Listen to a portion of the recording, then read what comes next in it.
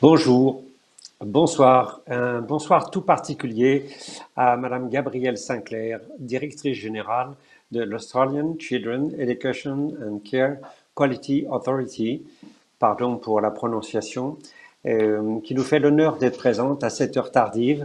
En effet, il est 22 heures à Melbourne et merci Madame de nous rejoindre pour contribuer à nos échanges dans le cadre de cette session live. Notre association a le grand plaisir de vous retrouver aujourd'hui pour ce grand rendez-vous au cœur de l'enfance avec cette quatrième et avant-dernière session marquée plus que jamais par la crise Covid-19. Lors de la précédente session live, nous avions évoqué ensemble de nous mobiliser, de nous parler de ce langage commun autour de l'intérêt supérieur de l'enfant et de ses besoins, autour de son développement global. Aujourd'hui, nous devons plus que jamais nous mobiliser ensemble et surtout d'agir tôt et d'agir vite. Nous avons besoin de faire, d'agir et d'être dans cette dynamique collective qui sont la somme de tous nos engagements individuels. Nous représentons tous cette communauté sur laquelle tous nos jeunes enfants s'appuient pour grandir, bien grandir et s'épanouir sereinement et surtout pour explorer tout leur potentiel. Cette crise est un réel défi, mais également une opportunité pour nous tous de nous dépasser pour agir afin de réduire les inégalités sociales. Nous avons également à cœur d'agir pour co-construire une société plus inclusive dans laquelle nous mettons davantage d'humanité, davantage de réponses aux besoins des enfants et des familles les plus vulnérables, qui malheureusement sont le plus souvent éloignés et en périphérie de préoccupations et de nos actions. Poursuivons ensemble ce voyage au sein de nos web campus. Aujourd'hui, pour cette quatrième session, nous allons ensemble ouvrir des débats autour de « Demain nous appartient » et co-construire ensemble une société plus inclusive. Les moyens que nous mettons en œuvre aujourd'hui avec des intervenants exceptionnels que nous aurons le plaisir d'écouter dans un instant, une quatrième voiture du parcours Petite Enfance et Parentalité qui sera dévoilée à la fin de cette session, de nouvelles vidéos podcasts avec des experts reconnus sur des sujets spécifiques et enfin de nouvelles vidéos de pratiques innovantes que vous pourrez découvrir au sein du village international en parallèle du train. Cette dynamique de Web Campus reflète dans ce que nous avons tous à cœur de mettre en place au quotidien au sein de notre association. Entre des recherches pratiques de terrain pour agir le plus tôt possible à tous les niveaux, international, européen, national, local, avec les municipalités et toujours avec cet objectif de sensibiliser et d'accompagner la communauté éducative dans la bienveillance. Je souhaite maintenant remercier Aurélia Rabé pour le travail considérable qu'elle fait pour nous réunir autour de cet événement. Aurélia Rabé, directrice des ressources et du développement international au sein de notre association, qui va co-faciliter nos échanges au sein de cette session en partenariat avec Tové, que je salue également. Aurélia, la parole est à vous. Merci beaucoup Didier. Je vais parler en anglais pour qu'on puisse, avec aussi Tové, échanger davantage. Je vais parler en anglais pour qu'on puisse échanger avec Tové davantage. Nous lançons cette quatrième session et l'objet de bâtir une feuille de route concrète pour la décennie qui nous amènera à 2030 et donc aux objectifs du développement durable et plus particulièrement sur le développement de la petite enfance. Il nous faudra aller bien au-delà des normes et réglementations. La qualité dans le domaine de l'accueil et de la protection de la petite enfance doit être au rendez-vous pour le développement de notre société tous ensemble. Nous en sommes conscients, convaincus. Nous savons qu'il va nous falloir agir autrement pour améliorer notre cadre social et réglementaires. Il faut nous poser des questions. Quel but rechercher? Qu'est-ce qui marche? Qu'est-ce qui ne fonctionne pas pour arriver à une écologie nourrissante pour l'enfant, un environnement qui nourrit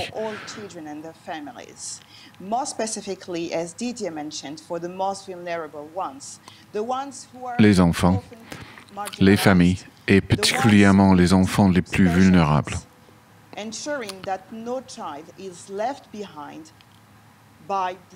Faire en sorte qu'aucun enfant ne soit laissé au bord de la route. Il nous faudra nous engager à tous les niveaux.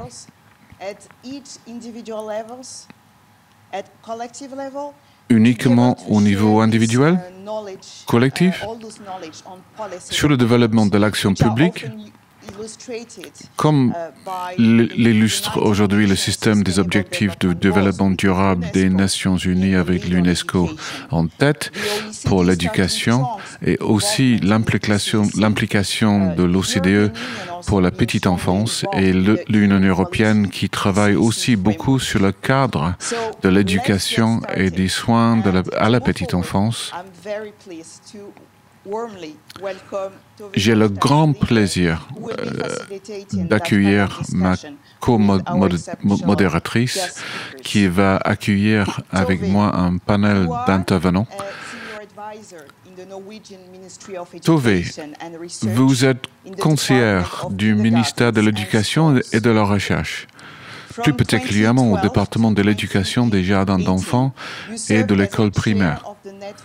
Vous avez été présidente du réseau de l'OCDE sur la petite enfance et vous travaillez dans le domaine de l'action publique avec les différents gouvernements dans la mise en œuvre des politiques nationales, mais aussi régionales et locales. Vous représentez votre ministère dans le réseau de la coopération internationale et vous avez été impliqué dans le réseau de l'OCDE. Donc, vous avez participé au groupe de travail, à tous les groupes de travail, y compris ceux de l'Union européenne sur la petite enfance et avec le comité consultatif sur les projets de recherche, notamment CARE, sous l'égide de l'Union européenne, dont l'objet est de lutter contre les inégalités. Vous avez plus récemment participé à la commission d'experts nommée par le président de la République, Emmanuel Macron, qui a rendu un rapport sur les 1000 premiers jours de la vie d'un enfant. Vous avez récemment publié ce rapport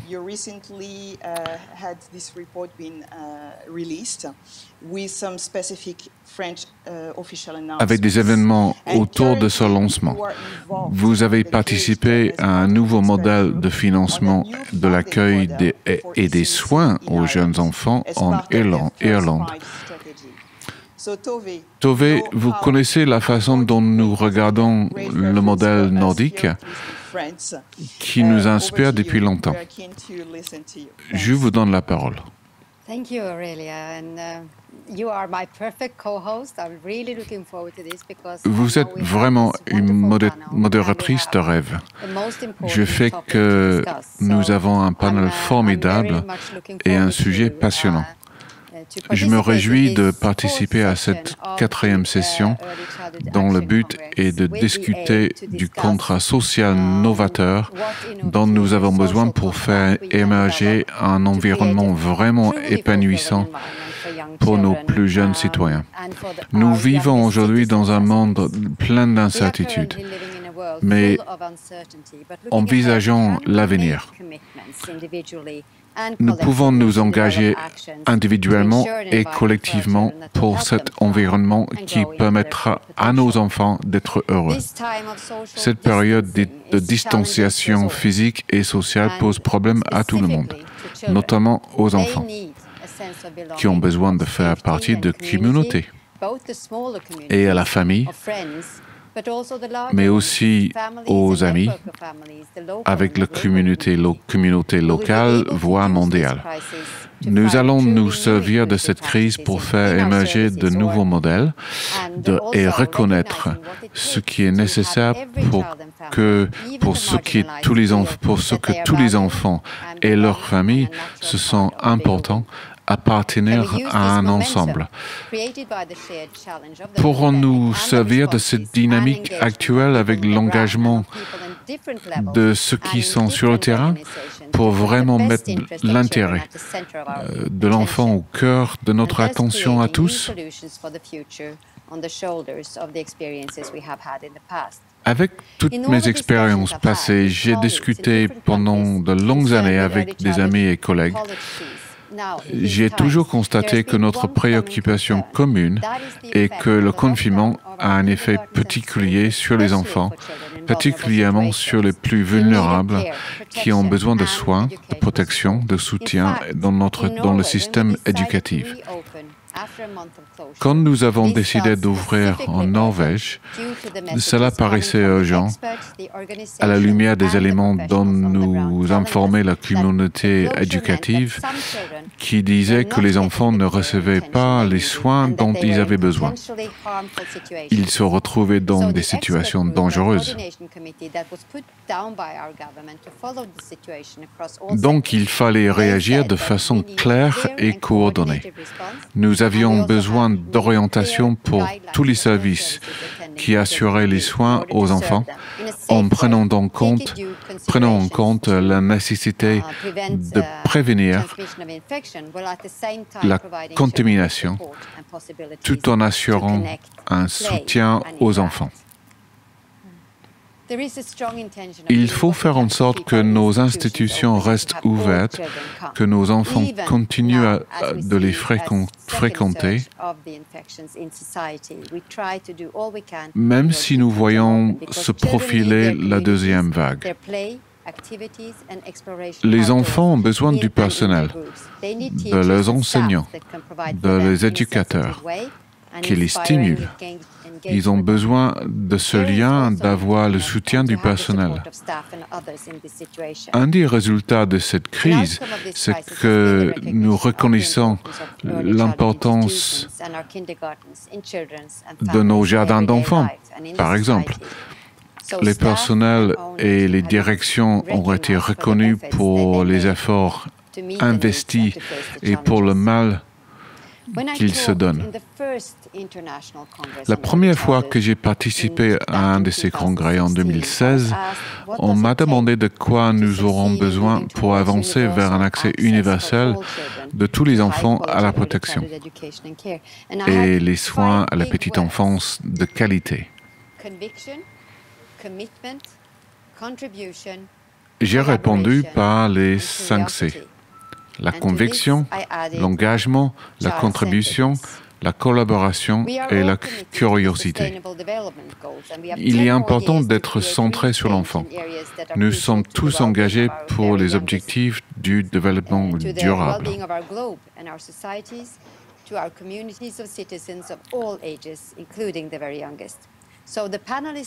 Les panélistes vont nous donner des exemples qui permettront de passer de l'idée à l'action. Chacun aura 5 minutes. Après, nous aurons une discussion ouverte qui permettra aux panélistes de développer leurs idées. Aurélia, vous pouvez informer notre public et leur dire comment s'y prendre ? Sans aucun doute. Pour les questions et réponses, vous pouvez commencer à les envoyer et à nous les fournir à l'avatar qui s'appelle Question Aurélia dans l'amphithéâtre. Vous pouvez les envoyer directement par écrit. Je vous remercie. Pour commencer, je souhaite vous présenter notre premier intervenant, Boren Chakroun. Mr. Boren Chakroun.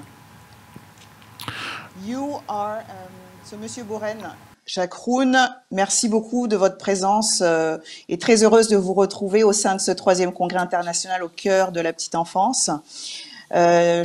Boren, vous êtes de formation donc ingénieur. Vous êtes titulaire d'un doctorat en sciences de l'éducation à l'université de Bourgogne, en France.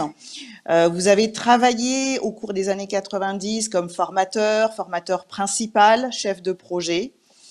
Vous avez également travaillé comme consultant pour différentes institutions internationales comme l'Union européenne, la Banque mondiale et d'autres organisations internationales, avant de rejoindre en 2001 l'European Training Foundation, la Fondation européenne pour la formation, au sein de laquelle vous avez travaillé donc en tant que spécialiste principal du développement du capital humain.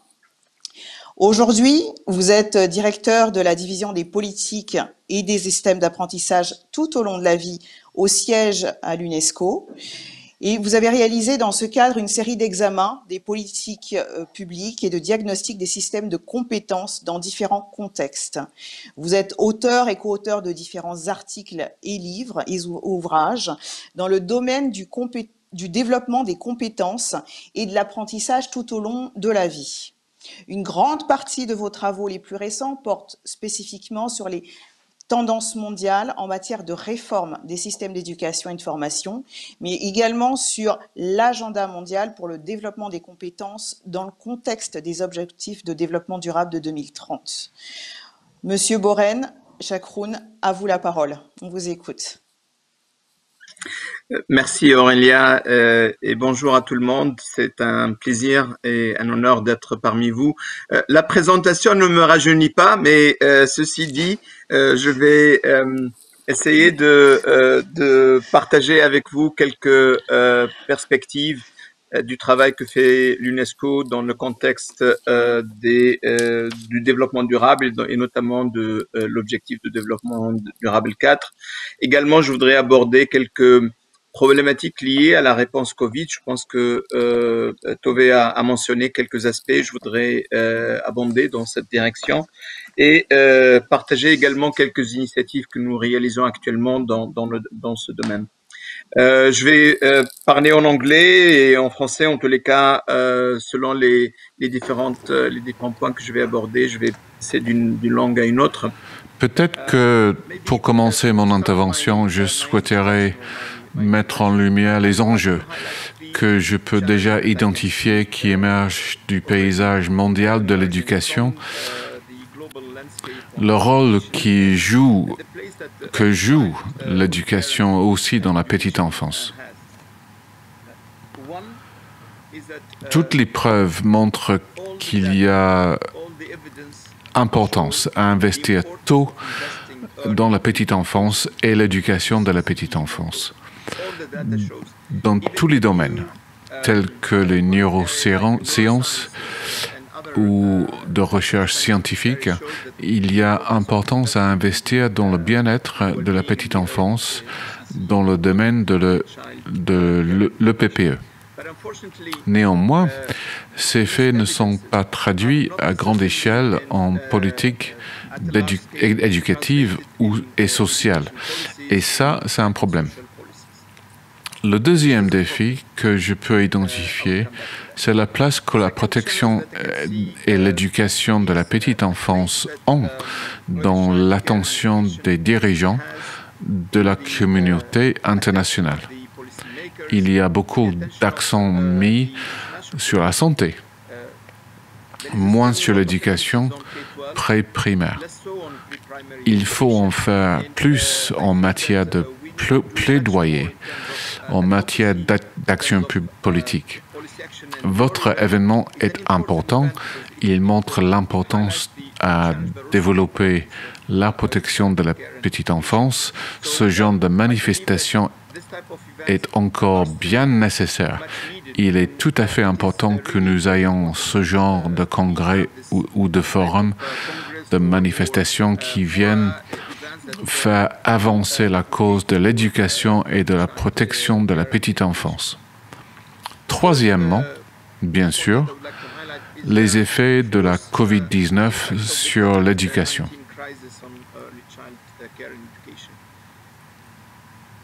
Il y a beaucoup de données liées à la fermeture des écoles ou des universités, mais moins sur la fermeture des jardins d'enfants.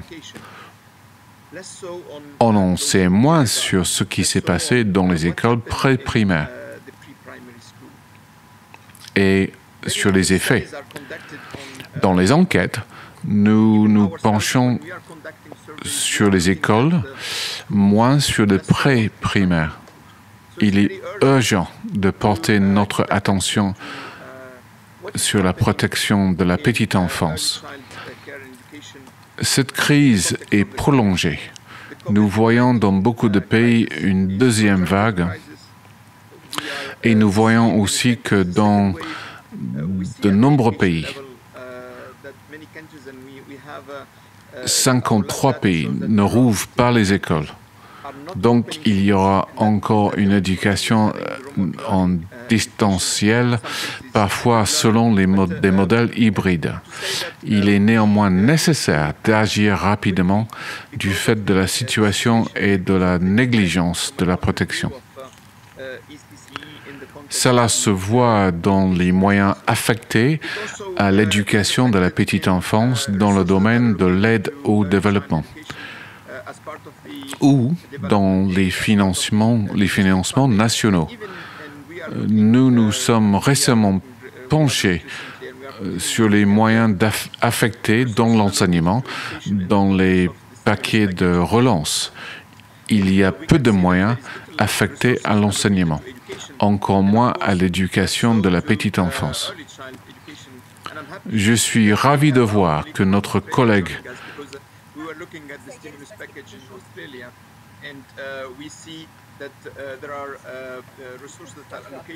australienne est avec nous. Le plan en Australie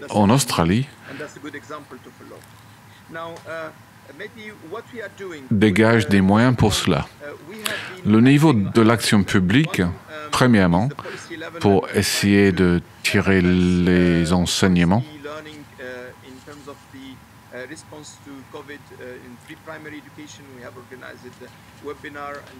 dans le pré-primaire, sous l'égide de la princesse des Pays-Bas. Nous avons recueilli des données pour voir ce qui se passe et comment le Covid-19 touche l'éducation pré-primaire. Il faut mettre en lumière le fait que nous avons mené beaucoup de recherches avant la crise. C'était l'enquête des enseignants dans l'éducation pré-primaire. Je peux déjà vous communiquer certains résultats qui continuent d'avoir des effets.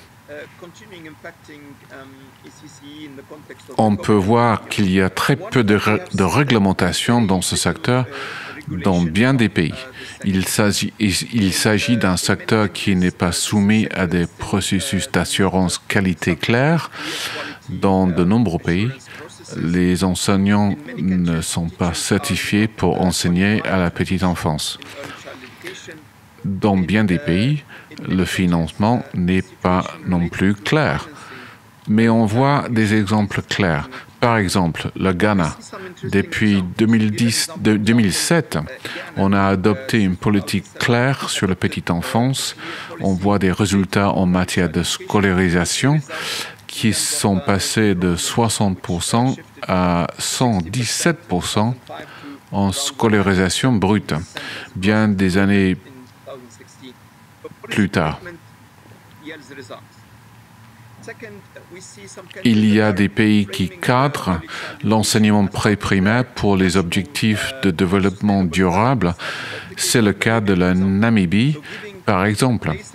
On voit que le PPE peut être un acteur de développement durable.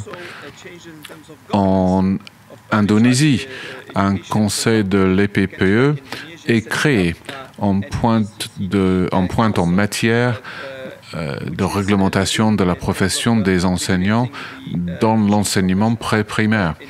Donc la situation peut évoluer s'il y a un engagement politique, si les parties prenantes nationales se mobilisent, si on met l'accent sur l'inclusion, la qualité.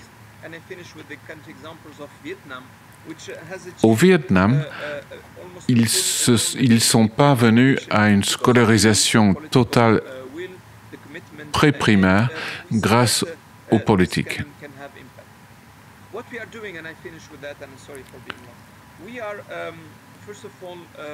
Nous agissons pour apporter le suivi, la cible 4 des ODD.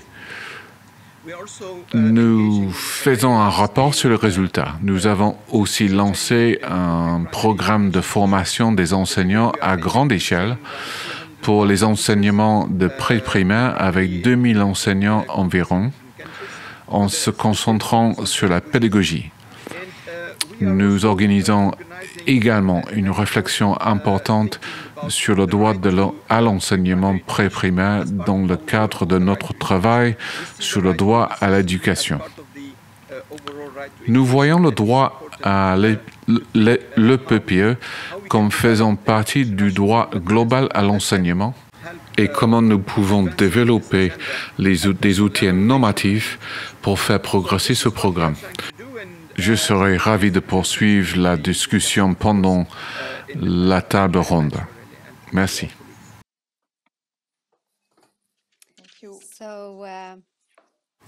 Merci beaucoup, Boren Chakroun, pour ces messages importants sur la façon dont nous devons aller de l'avant pour atteindre nos buts mondiaux et pour nous avoir montré comment l'UNESCO et la communauté mondiale peuvent propulser ces actions vers l'avant. Gabrielle Sinclair, vous êtes directrice générale de l'autorité de la qualité de l'enseignement pré-primaire, responsable de la mise en œuvre du plan dans les centres. Vous avez commencé comme enseignante.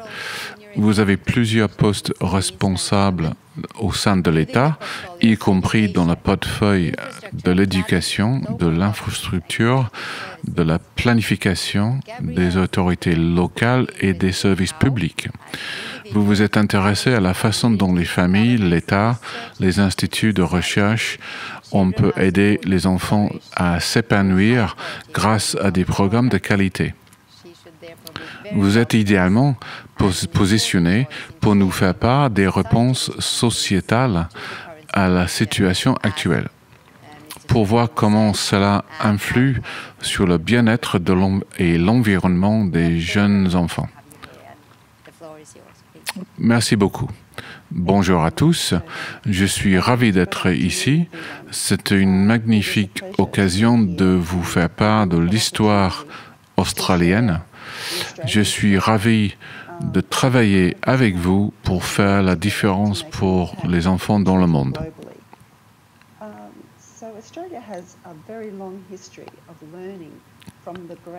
L'Australie a un long historique d'apprentissage des grandes avancées dans le domaine de l'enseignement. Cela fait longtemps que nous nous inscrivons dans les recherches internationales et dans l'appui à ces rencontres. Tout d'abord, j'aimerais reconnaître les effets de la COVID-19 sur nos services d'éducation et de protection, sur les enseignantes, les éducateurs, les familles et les enfants. Cela dépasse ce que nous avons déjà pu voir auparavant. Nous comprenons que cela a touché toutes les familles, tous les enfants. En Australie, nous avons eu des taux d'infection relativement faibles, mais nous ne savons pas quels seront les effets à long terme des enseignants, des éducateurs, des enfants, des familles. Et nous ne savons pas non plus les conséquences financières. Nous suivons de très près la situation en matière de risque de vulnérabilité pour les enfants isolés, socialement.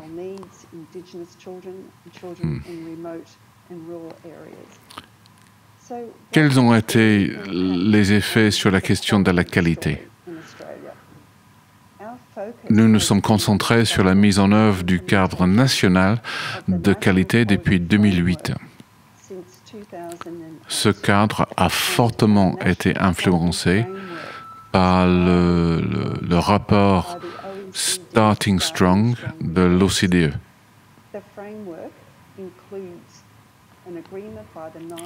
On a un accord pour mettre en œuvre une norme de qualité nationale pour la mise en œuvre d'une évaluation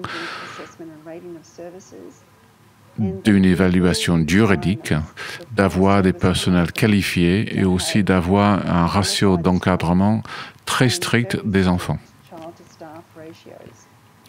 Nous mesurons et déclarons les cotations avec les dernières données qui démontrent que 81% de tous les services respectent le cadre national de qualité.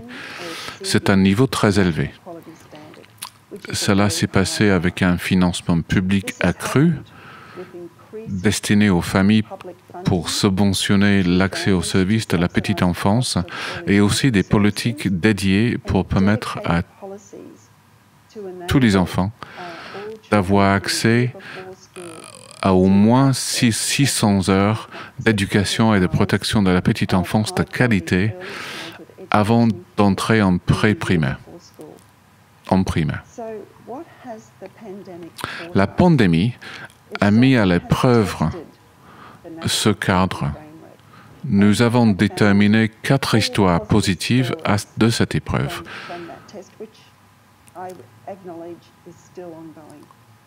On reconnaît que la pandémie est encore en cours. Le cadre national de qualité, dans ses objectifs et de ses principes, perdure. Au cœur de ce cadre,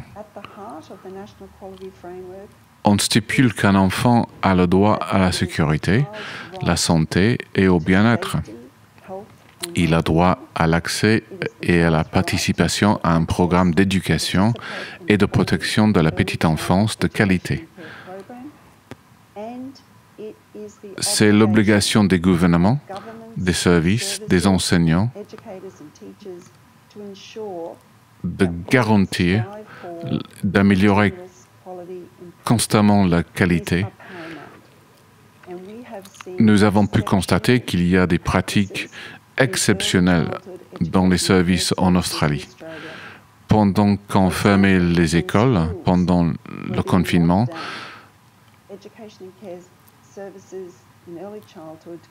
les services ont continué de rester ouverts. On a pu voir beaucoup de courage, beaucoup de résilience chez les éducateurs et chez les enseignants. Nous avons vu que leurs pratiques se sont adaptées rapidement pour que les enfants puissent jouir d'une continuité dans les soins, dans leurs réseaux sociaux et dans leur apprentissage constant par le biais du jeu. Un soutien systématique par le biais de financement public accru, comme des subventions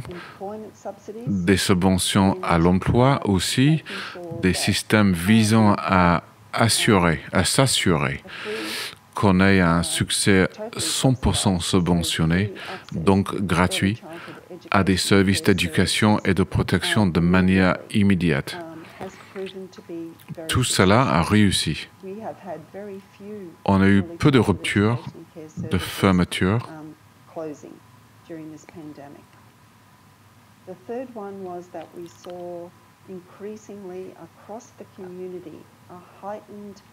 Nous avons constaté un sentiment de respect pour les éducateurs de jeunes enfants.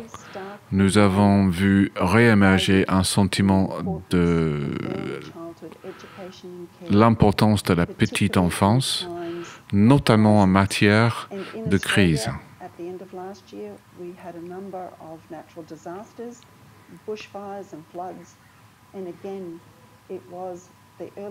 Nous avons connu des incendies, des inondations.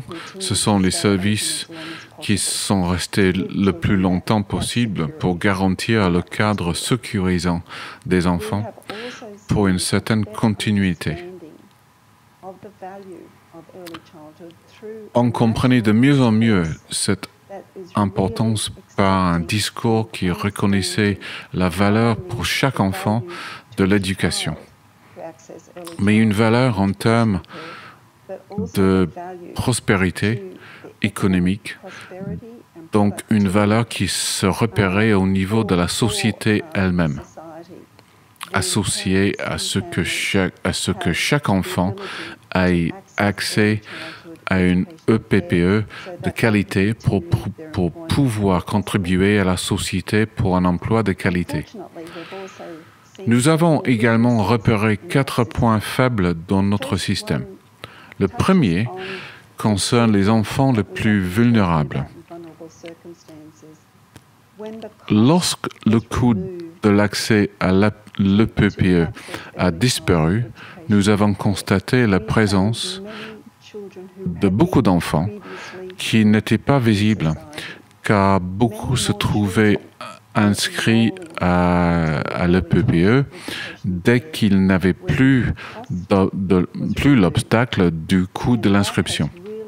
Cela nous couvre les yeux, cela nous ouvre les yeux par rapport à ce que nous pouvons faire pour que ces services soient véritablement accessibles sur le plan économique. C'est un véritable défi de créer de nouvelles places dans tous les services, d'améliorer la participation, l'équité sur le plan de l'accès. Deuxième défi, que pouvons-nous faire pour assurer une meilleure inclusivité? Nous avons toujours été convaincus de l'importance de l'accès universel, avantage pour tous les enfants. Le principe, nous le soutenons. Nous avons fait en sorte que 95% des enfants aient accès à une éducation de qualité. Mais cela ne suffit pas. Il faut faire en sorte que tous ces enfants qui restent cachés aient un accès concret et un accès aux services d'éducation de la petite enfance de la meilleure qualité. Il s'agit là d'enfants dans des situations vulnérables de toutes sortes, notamment des enfants à besoins spécifiques, des enfants aborigènes et isolés sur le plan géographique. Autre point négatif, nous n'avons pas suffisamment d'informations, de données pour vraiment éclairer sur le plan national, ni sur les salariés, sur les travailleurs, ni sur les enfants eux-mêmes, pour pouvoir tirer des conclusions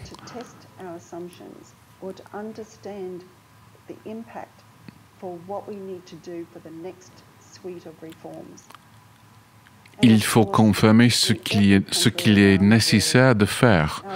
Dans tous les pays du monde, nous avons les mêmes problèmes qui se posent. Le fisc veut avoir un retour sur investissement visible et tangible. Il est important de faire en sorte que le PPE soit une priorité. C'est une difficulté à laquelle nous sommes tous confrontés. Lorsque nous travaillons ensemble, nous avons tellement plus de force.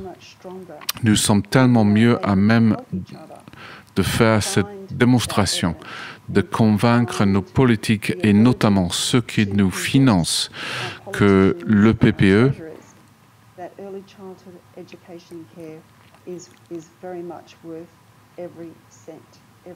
vaut véritablement son pesant d'or. Je vais vous rendre la parole. Mais d'abord, une question. Dans toutes sortes de sociétés dans le monde, les crises peuvent déclencher des avancées considérables, des changements sociaux, des améliorations profondes. Je me demande si la COVID-19 sera cette crise qui nous permettra de précipiter les réformes dont nous avons besoin.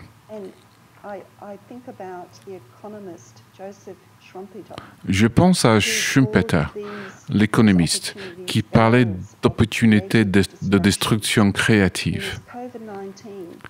Cette COVID-19 sera-t-elle le cas pour agir en faveur de chaque enfant, dans chaque communauté, dans chaque pays de notre monde? Je vous remercie. Merci, Gabriel. Je vais maintenant repasser le micro à Aurélia. Tout d'abord, permettez-moi de vous remercier pour cette question qui enfonce le clou. C'est précisément la question que nous désirons poser aujourd'hui. Merci.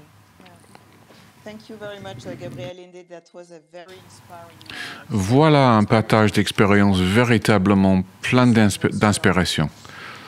Je donne la parole maintenant à Martine Roussel-Adam.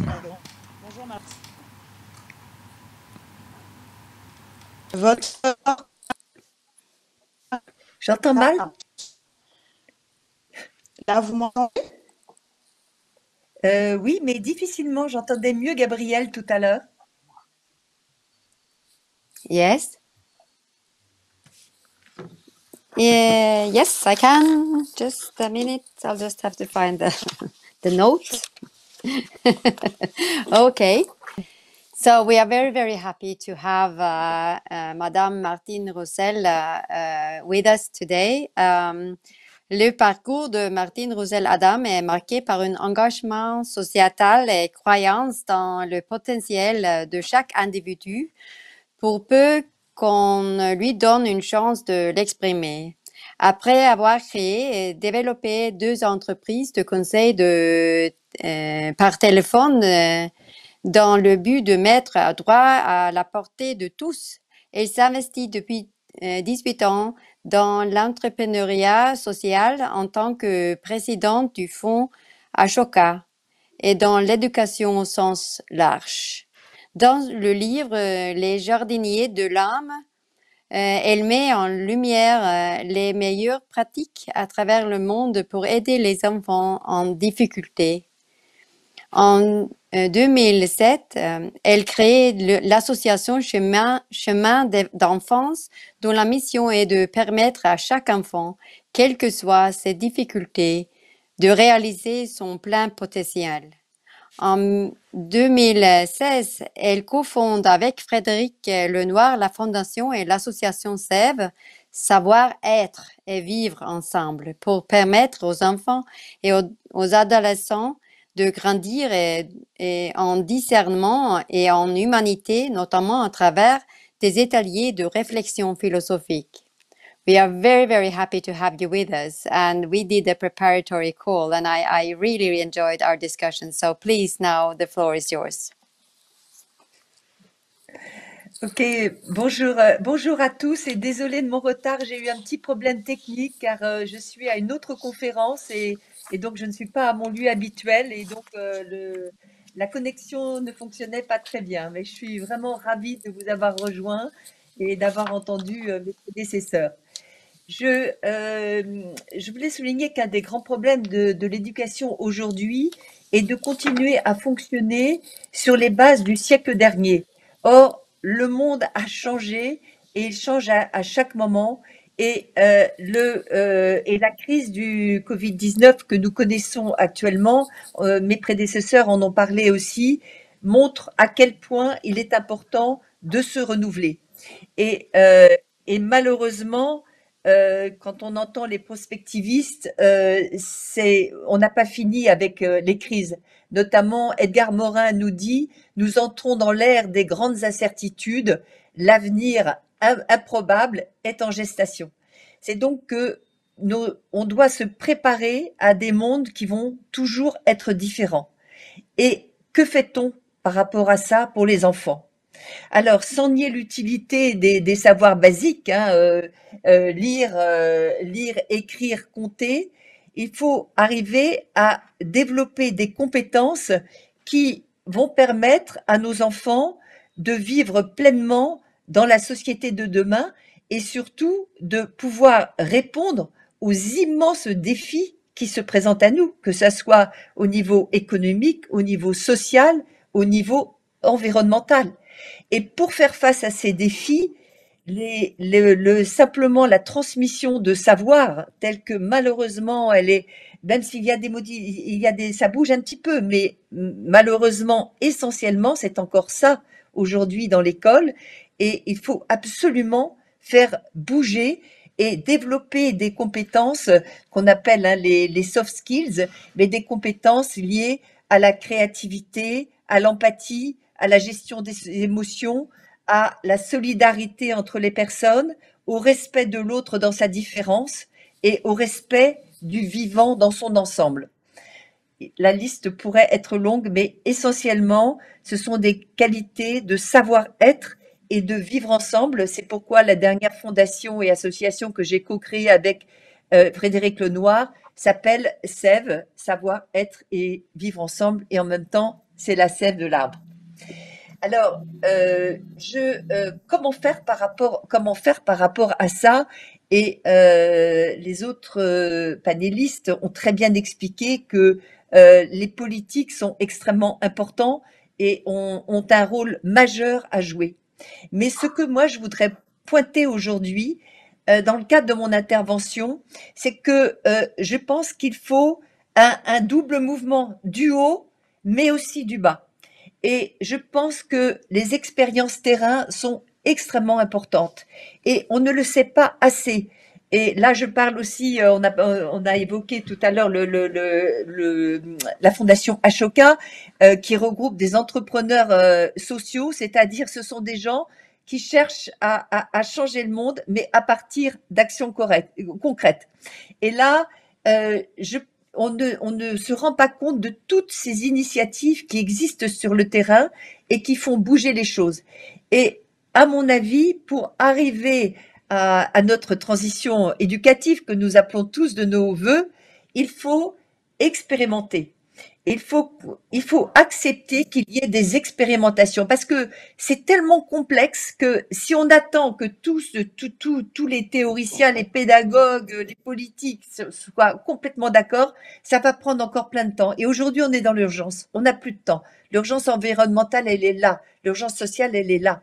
Donc, il faut arriver à expérimenter ces initiatives et les prendre comme autant, pour celles qui marchent et qui ont fait leurs preuves, les prendre comme autant de pépites qui doivent déjà commencer à faire bouger les choses et après le système pourra les reprendre. C'est pour ça que on peut dire que par rapport au thème de notre conférence aujourd'hui, ce sont des pépites qui sont quelque part hors normes aujourd'hui, mais qui pourraient devenir la norme à partir du moment où elles ont fait leurs preuves. Et il en existe beaucoup. Moi, je voudrais aujourd'hui en partager deux parce que c'est celles dans lesquelles je suis particulièrement engagée, mais je ne les prends pas comme des solutions uniques et définitives. Il est évident qu'il y en a énormément, il y en a plein. Et vous savez, c'est l'image du colibri, hein, c'est-à-dire que sans doute vous connaissez cette légende du colibri qui est que chacun fait sa part et à un moment donné, ça va faire bouger l'ensemble. Et donc, moi, dans les deux exemples que je peux vous prendre très concrètement, mais je pourrais les développer dans le cours de la conversation tout à l'heure, c'est d'une part le développement des ateliers de réflexion philosophique avec les enfants. Et là, on est typiquement dans le fait de faire réfléchir les enfants sur différents sujets existentiels de société et pour les aider à acquérir du discernement, un esprit critique et aussi le respect de l'autre dans sa différence parce que on écoute l'argument de l'autre, on rebondit à partir de cet argument et on co-construit ensemble. Et ça, c'est quelque chose d'extrêmement important qui développe les fameuses compétences dont on a besoin pour le monde de demain.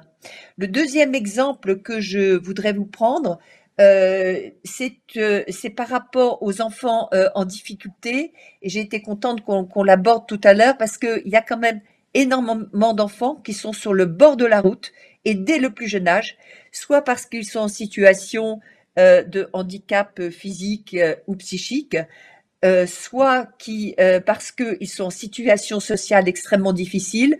Bon, j'ai eu l'occasion de travailler en Inde avec des enfants en situation de handicap, au Cambodge avec des enfants en situation aussi de handicap, mais là cette fois psychique. Et je sais à quel point on peut faire progresser tous ces enfants-là, mais il ne faut pas les laisser au bord de la route. Et donc le deuxième exemple, mais que je pourrais aussi développer tout à l'heure, est celui de mon autre association Chemin d'enfance, où là, il s'agit des enfants en grande précarité sociale, qui sont notamment hébergés en France dans les hôtels sociaux.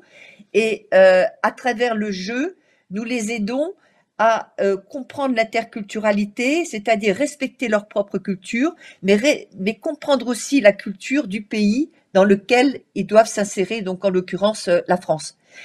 Donc voilà ce que je voulais surtout dire en introduction, c'est que je pense que pour avancer à faire bouger les choses, et encore une fois, il y a urgence, il faut l'engagement politique, il faut aussi une véritable conscience des parents, des enseignants et de faire développer les initiatives de la société civile.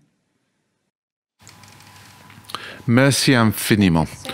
Vous venez de souligner deux choses extrêmement importantes. Cette approche vers le dialogue, le fait d'inclure les enfants dans les échanges, de les faire participer à nos efforts pour améliorer le monde. C'est une approche durable au sens le plus noble du terme. Je donne la parole, c'est un grand honneur pour moi, à notre dernière intervenante, Cecilia Vaca-Jones. Cecilia, elle aussi, a beaucoup lutté pour les droits des enfants. Cecilia Vaca-Jones est aujourd'hui directrice exécutive d'une fondation. Elle travaille depuis plus de 20 ans dans la gestion de politiques de développement social. Elle a aussi été ministre du développement social en Équateur de 2013 à 2016.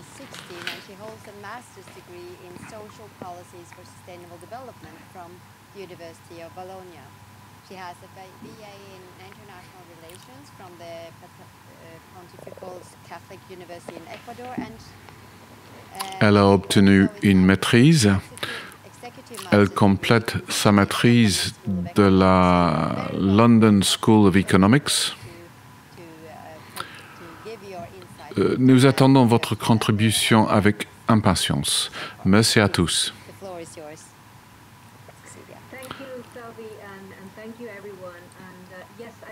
Je souhaiterais présenter un sujet légèrement différent, car la Fondation travaille dans le développement de la petite enfance dans plus de 50 pays du monde. L'une des choses qu'on a apprises, au-delà de l'importance d'avoir une approche globale pour le développement de la petite enfance, pour travailler dans tous les secteurs, il faut s'assurer que la qualité des services, que la nutrition, la santé puissent être intégrées dans cette approche globale. Il faut s'assurer à intégrer ce développement dans le lien entre la politique sociale et ce qui se passe au niveau de la ville. C'est important quand on pense que près de 70% des enfants vivent dans des villes.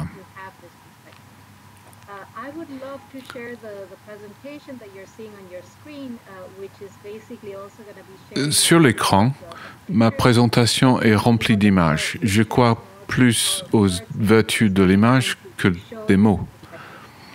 J'ai déjà présenté cela. Nous cherchons vraiment à remplir notre mission de garantir un bon départ à tous les enfants. Cela ne passe pas seulement par l'accès aux services, mais de permettre aux enfants d'exploiter toutes leurs opportunités dès le plus jeune âge.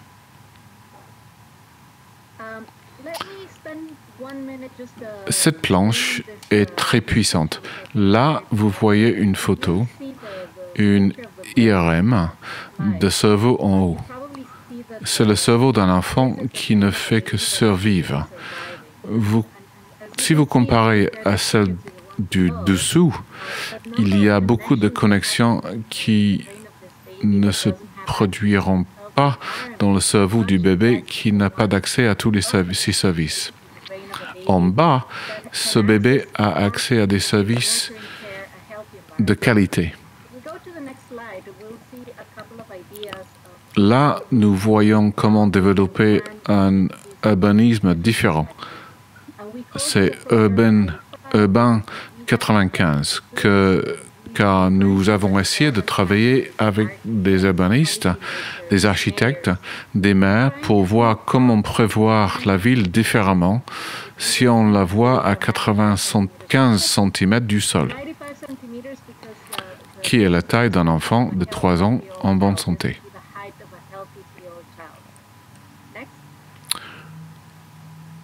L'une des choses que l'on essaie de faire dans le cadre de ce projet, si on essaie d'avoir des villes saines et pour développer des environnements urbains plus sains, il faut combiner ce travail intersectoriel pour réduire la dominance de la voiture avec des politiques qui font la promotion de la mobilité active avec plus d'espace public. Il y a un lien entre ce qu'on souhaite obtenir et ce qu'on souhaite obtenir par la politique urbaine. Il y a beaucoup d'interactions qui se produisent dès les premières étapes. Il faut développer les liens des connexions positives. Cela se passe dès les premières étapes, déjà pendant la grossesse. Les femmes créent un lien avec leur bébé et après les enfants créent les liens avec les autres personnes, les éducateurs et avec la nature autour d'eux et avec tous les différents systèmes et tout ce qui se passe dans leur environnement immédiat. On peut voir l'intégration de tous ces aspects ici. On met l'accent sur l'importance de créer des environnements urbains plus sains, avec des politiques saines aussi, ce qui permettra aux enfants de s'épanouir. Ensuite, sur la diapo suivante,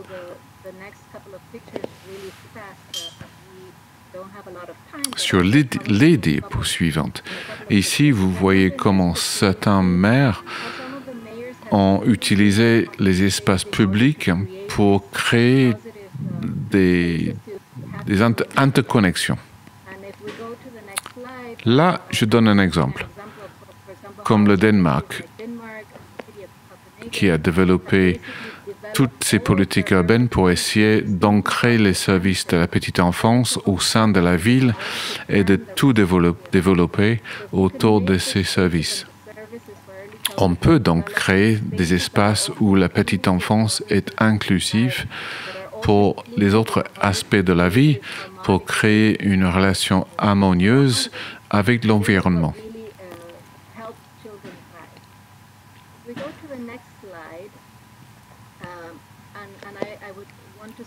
Sur cette diapo, je vais vous expliquer comment, du point de vue de la petite politique urbaine, il y a une grande différence entre la façon dont les gens normaux se déplacent généralement. C'était avant la pandémie. Mais on voit maintenant comment les parcours sont différents.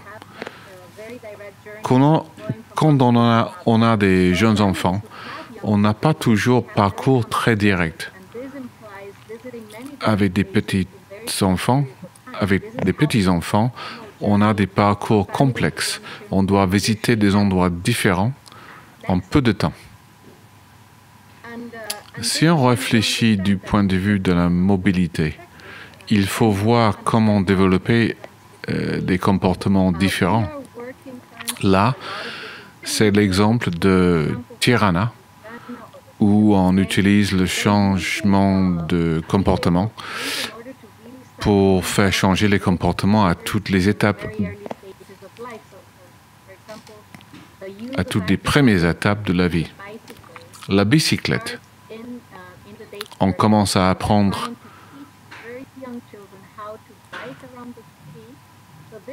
aux tout petits de se déplacer en vélo dans la ville, et cela dès la crèche. Il faut que nous utilisions la pandémie comme un moyen de mieux comprendre comment mieux vivre ensemble. Dans ce vivre ensemble, il y a aussi la promotion de comportements qui permettront de vivre de façon plus respectueuse vis-à-vis des autres, êtres humains, et vis-à-vis de l'environnement dans la ville. Pour conclure, il est très important de comprendre qu'il faut que les villes fonctionnent pour les enfants, les jeunes enfants et ceux qui s'occupent d'eux. Si on peut faire fonctionner la ville ainsi, la ville fonctionnera pour tous les autres âges de la ville. Or, pour les femmes, les personnes âgées, les personnes en situation d'handicap, si on combine cette façon de voir, on pourrait comprendre les liens à établir avec d'autres politiques qui viendront faire la promotion de cette vue holistique du vivre ensemble. J'espère que j'ai fait passer le message de ce qu'il est possible de faire au niveau de la ville pour permettre aux enfants de s'épanouir. Je vous remercie. C'était donc la 4e intervention qui est venue parchever le tableau qui donne la vie quotidienne des enfants et des familles dans la ville. Merci d'avoir élargi nos réflexions sur ce point. Vous avez tous apporté de telles contributions. On était censé vous donner 5 minutes chacun. Vous avez tous dépassé.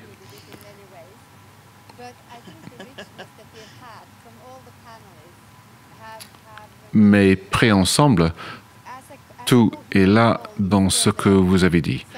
Donc, on aura le temps que pour quelques conclusions. Je donne la parole à chacun une dernière fois, mais sur la base de ce que vous aurez entendu pendant cette table ronde. J'ajoute à cette complexité, y a-t-il une question du public? Pour l'instant, nous avons reçu quelques questions du public, mais pour vous donner un aperçu plus large, pour chaque intervenant, on peut avoir la table ronde et on posera ensuite les dernières questions. Nous allons écouter Boren Chakun. Y a-t-il des points qui, selon vous, vous ont interpellé, que vous souhaitez exprimer? pour construire une ville plus inclusive. Oui, ça a été une grande inspiration. Toutes les interventions ont été très importantes. J'aimerais souligner 3 points importants. Premièrement, il y a la façon dont on peut se transformer. Dans nos débats sur l'éducation, on dit qu'il faut réagir, développer la résilience et maintenant, il faut réimaginer l'éducation. Là-dedans, il y a aussi la réimagination de l'éducation et de la protection de la petite enfance. Il faut un programme équitable et inclusif pour cela. Mais pour nous, il s'agit de savoir ce qu'on va reprendre du passé et ce que la nouvelle situation va devenir. L'équité, l'inclusion, c'est important à mon sens. Deuxième point, les effets de la technologie. C'est comme la question dont personne ne parle. On sait tous que les enfants, les parents, les enseignants, nous-mêmes, tous exposés à la technologie, aux enjeux du numérique et la question de savoir comment l'éducation de la petite enfance va aborder cela. Autre point qui a été mentionné, en ce qui concerne la contribution de l'éducation de la petite enfance au développement durable. La crise du développement durable n'est pas derrière nous. C'est simplement que la crise sanitaire a quelque peu mis de côté, ou bien elle a pris toute la place dans la vie de la population. Mais le développement durable, le développement vert, ça existe toujours. Dès qu'on aura probablement réussi à sortir de la crise, et peut-être même pas. Vous avez vu les actualités. Le pape et d'autres ont lancé un appel pour repenser au développement durable. Il y a différentes actions qui doivent être menées pour protéger la biosphère. D'autres arguments? Ce qui a dit Cecilia est très important en ce qui concerne le développement local, le rôle des villes. Parmi nos initiatives importantes, nous développons les villes apprenantes. Ça m'intéresserait beaucoup et si Cecilia voulait bien le faire, j'aimerais pouvoir la mettre en contact avec le directeur de l'apprentissage tout au long de la vie, chargé de ces villes apprenantes. Il y a des dizaines de villes qui vont de Mexico à d'autres qui font partie de ces initiatives. Tout ça, ce sera très intéressant à regarder. Ensuite, comme l'a dit la collègue australienne, il faut que nous repensions, transformions la société. Nous lançons un dialogue innovant sur l'éducation de la petite enfance sous le patronage de la princesse des Pays-Bas. Il faut réimaginer le développement durable, l'éducation et l'éducation de la petite enfance dans ce contexte. J'aimerais tous vous inviter à nous rejoindre dans ce dialogue innovant et à la façon de faire progresser ce programme. Merci beaucoup. De très bonnes contributions et à la situation actuelle. Gabrielle Sinclair. En ayant fait le lien avec votre message fort, avez-vous des remarques pour conclure notre échange? Merci. J'aimerais simplement faire une dernière réflexion. Cecilia a parlé de la nature holistique des enfants et de leur place dans la société et de l'importance de travailler de façon interdisciplinaire. Il faut faire intervenir plus que les dirigeants, les responsables politiques pour faire changer le monde. Les éducateurs, les enseignants le font déjà. Ils en parlent depuis plus de 100 ans. Ils parlent de l'importance du développement et de l'apprentissage précoce. La question est de savoir comment on peut sortir de l'ombre de cette crise sanitaire en faisant appel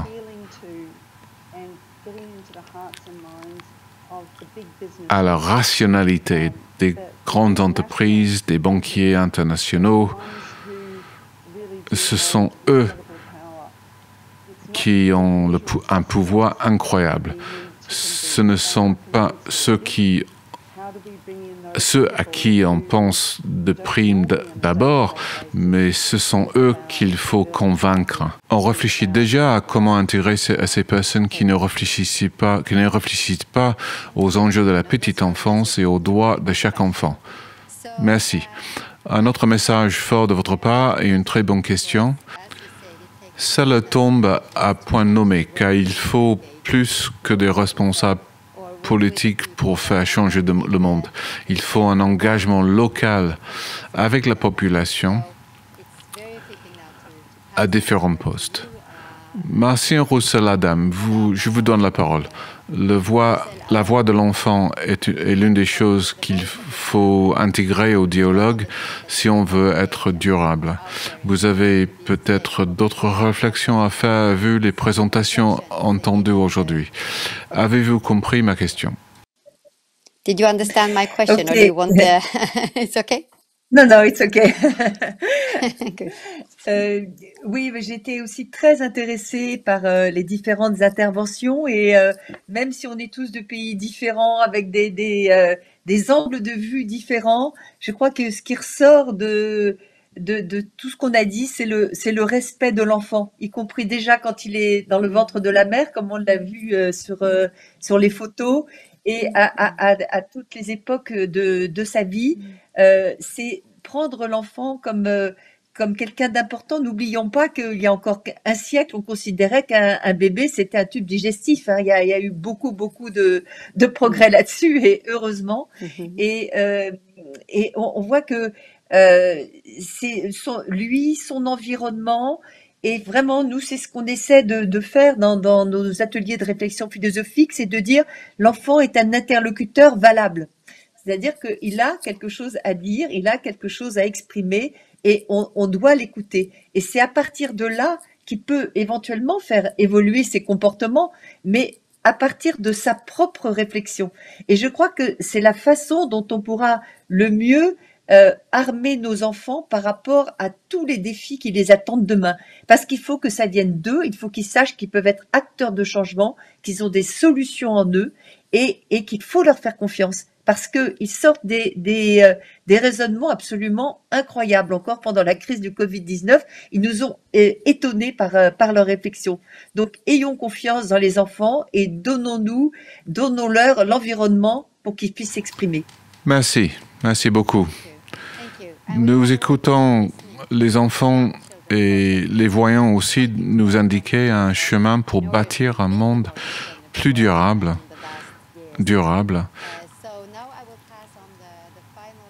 Cecilia, avez-vous une dernière réflexion à partager avec nous? Vous qui êtes active sur plein de pans différents, y compris dans l'architecture, au niveau de la collectivité locale, etc.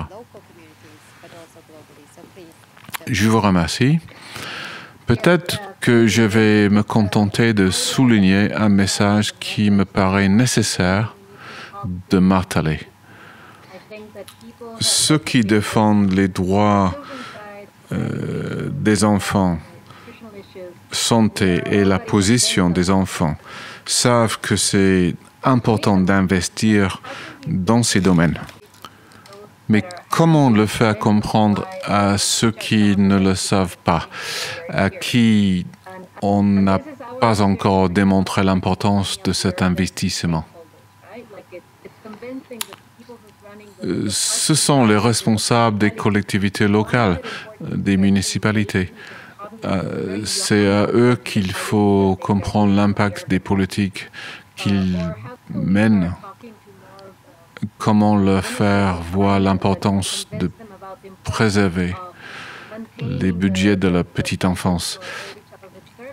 C'est ce que met en lumière la pandémie. Comment gérer les besoins qui émergent du secteur de santé, ce qui implique les besoins des plus jeunes, mais aussi ceux de la population dans son ensemble. Comment faire pour préserver en même temps le minimum que nous estimons nécessaire pour garantir les forces de l'avenir? Nous allons être confrontés à de nombreuses difficultés, mais avons-nous de nouvelles stratégies pour atteindre ce qui ne nous ont toujours pas entendus? Comment préserver les acquis qui sont les nôtres sans subir de régressions et renoncer à ce que nous sommes en train de créer aujourd'hui? Merci, Aurélia. Quelques mots à dire? Oui, nous avons reçu des questions de la salle, du public. Je vais faire la liste de ces questions. Il y a certaines questions qui sont adressées à un intervenant plutôt qu'à un autre. En ce qui concerne la question de Cecilia, la présentation de Cecilia Vaca-Jones, qu'est-ce qui est la principale difficulté, notamment par rapport au lien intergénérationnel? Quand vous développez un projet urbain 95 dans une ville en Amérique latine, comment vous y prenez-vous? Merci pour cette question. Les principales difficultés qui se posent pas seulement en Amérique latine, mais aussi partout dans le monde, les problèmes sont toujours les mêmes. Quand on travaille au niveau urbain, la difficulté principale consiste à se faire entendre par les nombreuses personnes qui n'ont pas accès à ces informations.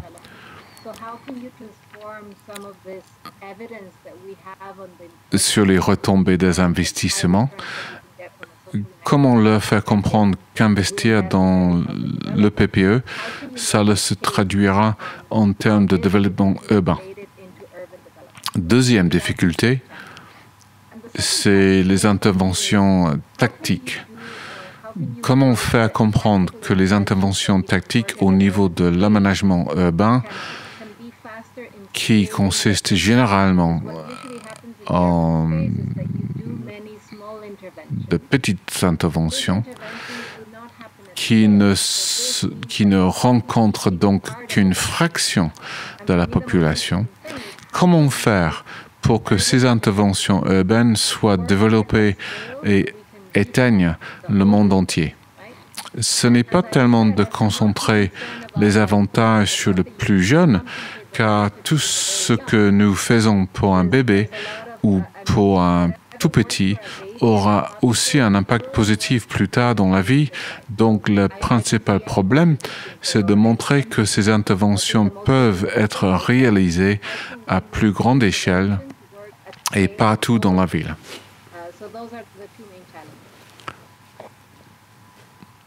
Une autre question qui s'adresse à Martine. Pourriez-vous nous dire, élaborer la façon dont vos politiques peuvent nous aider?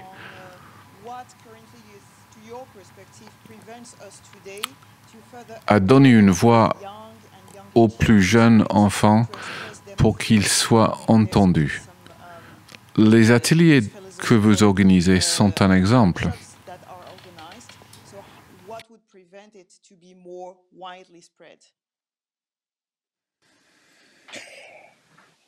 Alors, pour développer les ateliers, bon, il y a d'abord une intervention de l'Éducation nationale. Par exemple, nous avons été agréés par l'Éducation nationale ce qui nous permet de pouvoir rentrer dans les écoles.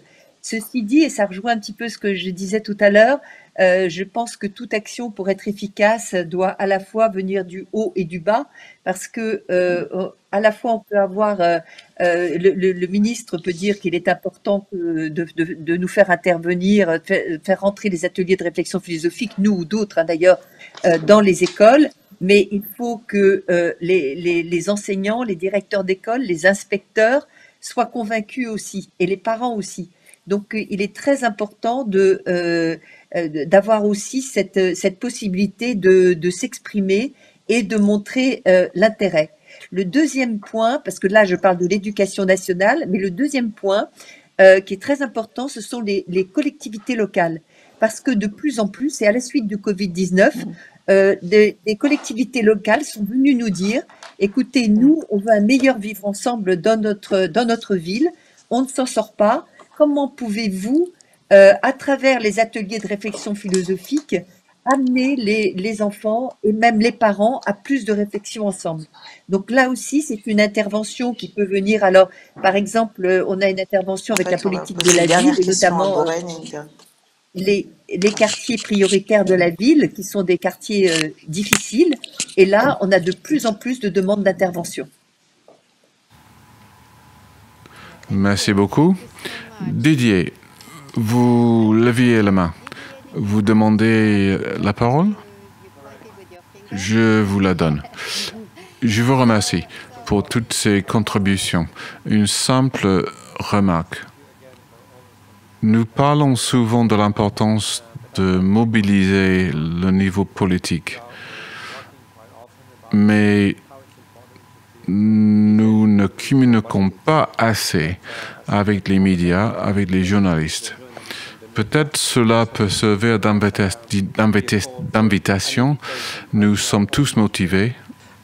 Merci à Madame Roussel-Adam de votre participation.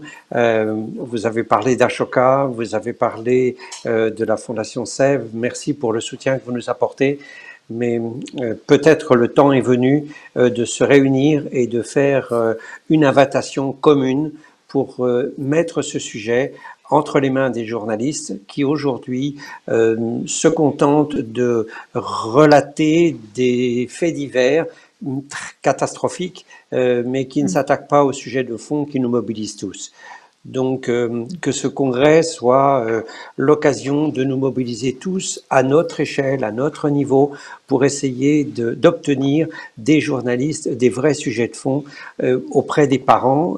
On sait qu'aujourd'hui, ils ont une influence considérable dans la façon dont les parents peuvent réagir, mais pas seulement les parents, je parle de la communauté éducative, et à la couleur de mes cheveux blancs, je pense que les grands-parents ont également un rôle essentiel à jouer.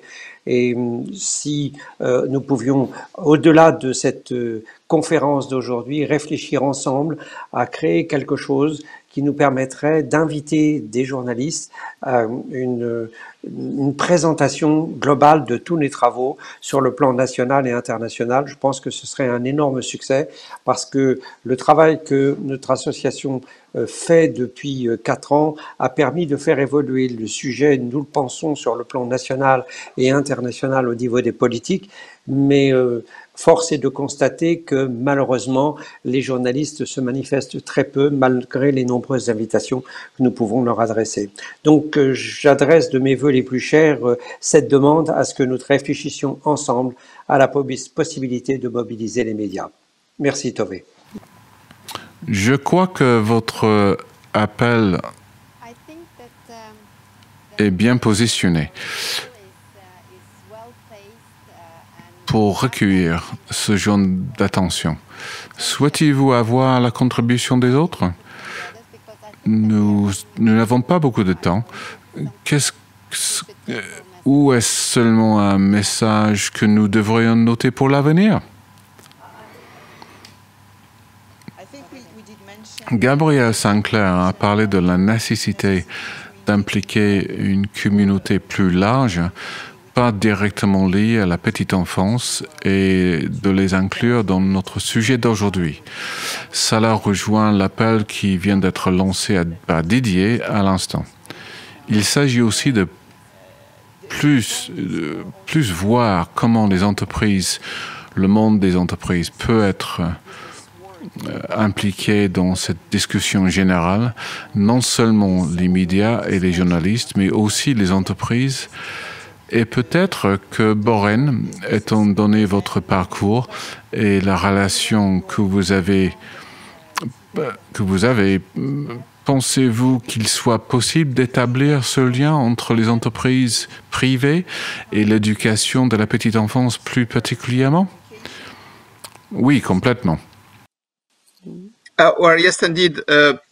Juste pour dire que nous avons lancé fin mars la Coalition mondiale pour l'éducation, qui est une réponse au Covid et qui associe la société civile, les organisations internationales, les chercheurs, les universités, mais également le secteur privé qui participe avec nous dans certaines initiatives, y compris par rapport à la formation des enseignants du pré-primaire que nous avons lancé, on l'appelle Global Teacher Campus. Donc, je suis tout à fait d'accord. La question des acteurs et comment mobiliser tous les acteurs, y compris des acteurs qui ne sont pas traditionnellement impliqués, mais qui peuvent apporter et des ressources, également de l'attention, de la mobilisation, du portage politique, que ce soit au niveau local, régional, national, voire même international, me paraît possible. Et nous le voyons à travers cette coalition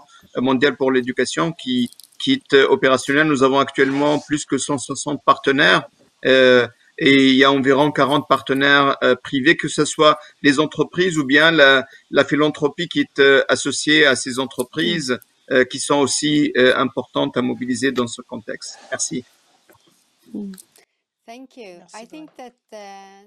Merci. Je crois que le Congrès international au cœur de la petite enfance est une entreprise récurrente. C'est la 3e édition. Chaque fois qu'on organise ce genre de congrès, vous avez réussi à rassembler une grande diversité de participants. L'initiative que vous avez adoptée ici, la table ronde, vient de prouver, à l'instar des interventions des participants, tout cela vient illustrer cet argument. Il faut tout un village pour élever un enfant et aussi un collectif plus large pour passer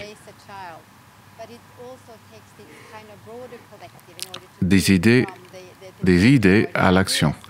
Nous avons vu des exemples magnifiques, notamment en Australie, où l'action Urban 95, qui essaie de construire de nouvelles vies, ou la poussée des politiques éducatives à l'UNESCO. Vous essayez de créer un dialogue de différentes façons pour voir l'enfance et la petite enfance de façon globale, pour apprendre aux enfants à devenir des citoyens, avec l'implication des ONG et autres associations pour agir au niveau local, pour essayer des choses et montrer qu'il est possible d'établir des politiques à un niveau plus international. Je souhaite remercier tous les intervenants pour leur contribution très riche à cette discussion. J'espère et j'ai l'impression que je vais pouvoir rapporter chez moi des messages très concrets et stimulants. Je poursuivrai le dialogue chez moi dans mon propre bureau. J'espère que vous aurez cette impression à chaque fois que vous serez confronté à la petite enfance, voir comment on peut utiliser cela comme facteur propice au développement durable. Vous aurez vos contributions. Je donne la parole aux organisateurs du congrès. Aurélie Arabe, merci beaucoup. Tove pour cette magnifique conclusion en résumant les différents points soulevés lors de cette table ronde. C'était en effet une table très riche Elle est tout à fait complémentaire étant donné les différents parcours et points de vue de nos invités exceptionnels.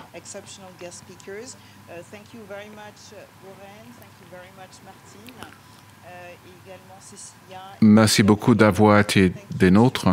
Je donne la parole à Nathalie Casso-Viccherini, notre déléguée générale, qui va nous faire une visite du train du parcours petite enfance et parentalité avec une nouvelle voiture, un nouveau wagon qui vient d'être ajouté au train.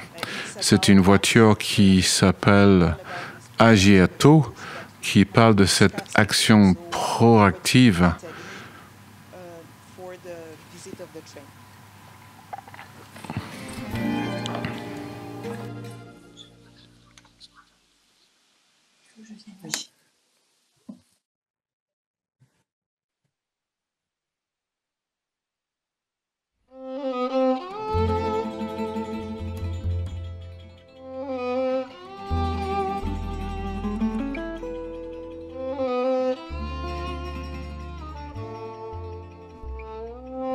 On va sur le quai d'abord.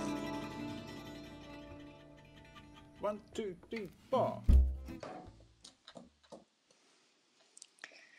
Que de paroles puissantes aujourd'hui et lors de ces étapes de ce web campus. Merci beaucoup à Tové, aux intervenants, merci à Didier, Aurélia. L'équipe de l'association Ensemble pour l'éducation de la petite enfance vous souhaite maintenant la bienvenue sur le quai dans le village international de la petite enfance pour découvrir des initiatives de terrain aux 4 coins du monde. Alors avant de monter à bord, vous pourrez revenir sur le train pour explorer les podcasts, les vidéos de ces 4 coins du monde. Avant de monter à bord, choisissez la langue qui vous convient. L'équipe des experts scientifiques, des pédagogues, les co-rédacteurs des sujets de ce parcours Agir tôt est également très très heureuse de vous accueillir. Alors, nous allons tranquillement monter à bord et nous vous proposons de découvrir ensemble la fascinante histoire des liens entre l'environnement quotidien de l'enfant et son développement et les grandes vigilances et préventions dans la petite enfance. Agir tôt. Certains sujets sont inédits et permettent de partager des connaissances scientifiques extrêmement récentes. Cette partie de parcours intervient après avoir posé les bases du fonctionnement cérébral, de l'attachement, des infinies capacités de chaque enfant dès les premiers pas dans la vie et de sa vie quotidienne. Chaque panneau développe un sujet minutieusement choisi pour partager la connaissance scientifique internationale et à jour sur le développement de l'enfant. Donc la première partie de notre parcours du jour fixe le cadre de notre visite avec l'exploration des 12 droits fondamentaux des enfants et de l'impact de la crise sanitaire sur la vie quotidienne. La seconde partie explore les intestins, ce second cerveau de nos enfants, l'appareil digestif, le microbiote et l'effet de notre environnement quotidien sur l'immunité et le développement des enfants. Nous découvrons en particulier les effets dévastateurs du sucre. Dans la troisième partie de ce voyage, l'usage des écrans vient questionner nos pratiques quotidiennes et sans nous culpabiliser, il nous permet de comprendre les effets néfastes de leur utilisation avant 3 ans et de la surexposition. La quatrième partie du parcours nous encourage à considérer les différences entre l'éducation que nous appelons ocytocine et l'éducation cortisol. Nous comprendrons d'ailleurs que la respiration, ça s'apprend et qu'elle est cruciale pour, entre autres, apaiser nos tensions. Ce parcours est parsemé de sujets qui méritent une attention particulière car il nous démontre que notre environnement évolue constamment et peut disséminer des maladies comme celles propagées en Europe par les tiques, par exemple. La partie suivante explore tous nos sens et les sens des enfants. L'oralité, l'ouïe et la vision présentent aujourd'hui des risques liés à notre environnement quotidien et l'évolution de notre espèce. 3 panneaux sont consacrés à la bouche car elle est aujourd'hui l'objet de vigilance toute particulière. Notre posture professionnelle et parentale se frotte aux derniers éclairages scientifiques à propos des troubles de l'attention et des troubles autistiques, en lien avec les comportements alimentaires, les toxiques du quotidien, mais aussi d'autres facteurs explorés en début de visite. Nous le savons, les pratiques d'aujourd'hui font les générations de demain. Alors, nous avons consacré la dernière partie de cette visite à la prévention des violences faites aux enfants, celles qui sont les moins visibles, les plus insidieuses, mais aussi les plus dévastatrices. Le mot de la fin nous fédère autour de la nécessité, exacerbée pendant la crise du Covid, de maintenir des liens qui nous unissent, ces liens qui nous enrichissent tous les jours pour nous préserver des maux plus durables et peut-être plus complexes. Alors vous l'avez vu, ce parcours est jalonné de vidéos qui illustrent les sujets, qui renvoient à 2 podcasts en particulier. Le premier, comment créer un environnement sain et protecteur pour nos jeunes enfants. Isabelle Filiosa et le professeur Laurent Storm, avec en introduction un extrait de la conférence du professeur Barbara Demenex sur le sujet. Et puis ce deuxième podcast, une voie innovante de progrès, Tracy Burns du Centre pour la recherche et innovation de l'enseignement qui est à venir. Et 2 vidéos exceptionnelles en fin de parcours fournies par l'université d'Harvard du Centre sur le développement de l'enfant. La première, comment les enfants et les adultes peuvent bâtir les compétences essentielles pour la vie, et la santé mentale dès le plus jeune âge. Des vidéos absolument exceptionnelles du Centre sur le développement de l'enfant à l'université d'Harvard. Tout à la fin de ce parcours du jour, notre 4e balance vient interroger nos pratiques sur ce que nous avons retenu des facteurs de risque et de protection dans cette partie. Vous aurez donc à cœur de les partager avec vos équipes. Elles sont une sorte de synthèse de notre visite aujourd'hui. Et bientôt, nous vous réservons des surprises dans la dernière partie du parcours qui sera dévoilée le 20 novembre, jour de la célébration des droits de l'enfant. Nous vivrons ensemble une aventure absolument inédite. Alors, grand merci à vous d'avoir participé à cette visite. Revenez autant que vous voulez.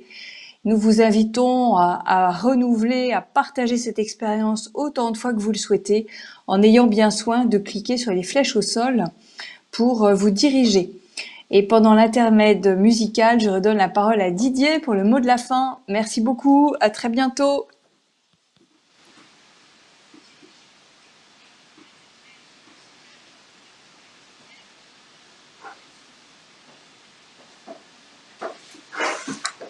Merci Nathalie, merci à vous tous de votre participation. Soyez encore plus nombreux à nous rejoindre pour la session finale, donc du 14 novembre, et qui va nous permettre... 20 novembre à 14h, c'est l'émotion qui me fait changer les horaires, pardon Aurélia. Vous avez la possibilité, bien sûr, de revoir en replay l'ensemble de cette session d'aujourd'hui que vous serez d'accord avec nous a été particulièrement riche. Et n'oubliez pas de prévenir tous vos amis, votre entourage de la possibilité d'être présents plus nombreux pour la session finale. Merci encore et à très bientôt. Et vos commentaires sont les bienvenus. N'hésitez pas à contacter également Aurélia, Nathalie et moi-même et tous les membres de notre équipe, grâce à qui cette session peut se réaliser avec les petits incidents techniques, mais je pense que vous saurez nous en pardonner. Merci beaucoup et à très bientôt. Au revoir.